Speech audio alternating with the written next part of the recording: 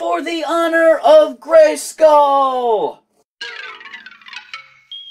Hey boys and girls, welcome to another super exciting, outrageous toy review. Today, I am going to be talking about the new She-Ra Netflix series. I binge watched it the night it came out. Overall, I give it a positive review. It's not perfect. I don't think it was made for me. I don't think a 30-something that watched the original show is necessarily the target audience.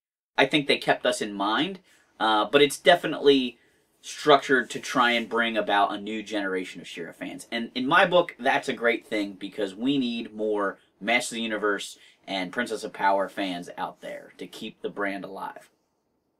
If they are making new cartoons and new action figures, there's a chance they'll keep making the vintage-inspired merchandise. And that's awesome to me. What did I like about the show? I loved the backgrounds. The paintings of the Whispering Woods and the Fright Zone and stuff were amazing. I really enjoyed them.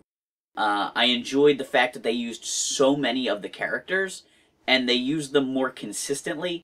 In the original show, because it was like a giant 65-episode syndicated kind of thing, She-Ra would work with one princess at a time. And sometimes there were no other princesses. They weren't even really called princesses in the original show, but the additional characters.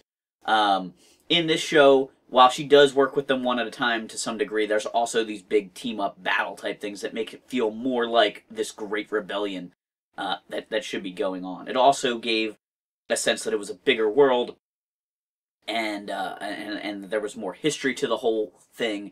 I loved that they gave so much background to Adora and Catra, and showed you this history that in a 65-episode syndicated show where every episode kind of just resets itself and there's no continuity, you can't get that kind of thing going on. And this was good in that aspect. Now, the art style is not my favorite style of animation. It's sort of a Steven Universe with a little bit of anime influence going on there. Some of the character designs I liked a lot. Some of the character designs I thought were only okay. I'm not really sure why Adora grows so big to become She-Ra, but doesn't look like an adult when she's She-Ra. That part kind of messed with me a little bit. You know, in the 2000X He-Man show, Adam was a teenager but became the big hulking He-Man, an adult male. And if they were going for that, it would have made sense to me, but she just became tall, but still, I don't know, there was nothing that made me think she was supposed to be an adult at that point. And I just thought that seemed a little bit strange. I liked the fact that they put in a lot of references to some of the goofier characters, but toned them down or eliminated them. But then they took Swiftwind, who was a serious character. Now, he was a talking horse always, but they made him really goofy with, like, saluting with his wing and talking about horse rights and horse freedom and stuff. So, to me, it was a shame they took out the really goofy characters. They toned down Madame Razz and made her more bearable, and then took Swiftwind and made him really goofy. So, you know, the humor didn't always work for me. I didn't mind Bo being a little bit more goofy.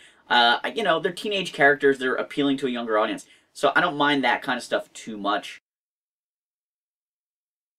Like I said, it didn't all work for me. I don't think the animation on this series is as good as the Netflix Voltron. I prefer that style. That's far more anime in appearance than this show was. But overall, it was a nice looking show. Nice, you know, pretty colors and cool backgrounds. The Horde had, you know, darker tones, and the Rebellion had the brighter tones, which is a classic She-Ra kind of thing, and looked really good. I think it's worth watching if you're a big She-Ra fan. I think it's worth watching if you want to introduce, you know, younger kids to She-Ra. I would love to show it to my nieces, actually, and see if they were into it at all.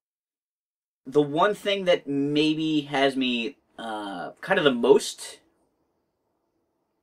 undecisive about it is they gave a lot more history to She-Ra and the technology of She-Ra, and I've sort of got my fingers crossed that this will spawn another Masters of the Universe show, and I'm just not sure if you can mesh He-Man and the powers of Grayskull or whatever with this mythos that they've created for She-Ra. It's probably possible. I mean, the writers are far more creative than I am, but it just seems a little bit, maybe it'd be hard to do. And maybe I'm overstepping, thinking that, you know, oh, well, they're definitely going to do a He-Man show based on the success of the She-Ra show.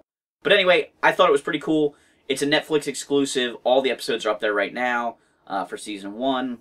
Depending on whether it gets watched or not, I guess we'll determine if we get a Season 2. And, you know, let me know in the comments down below what you think of the new Netflix original She-Ra show. For the honor of Grayskull! Make sure to like, subscribe, and watch our other videos.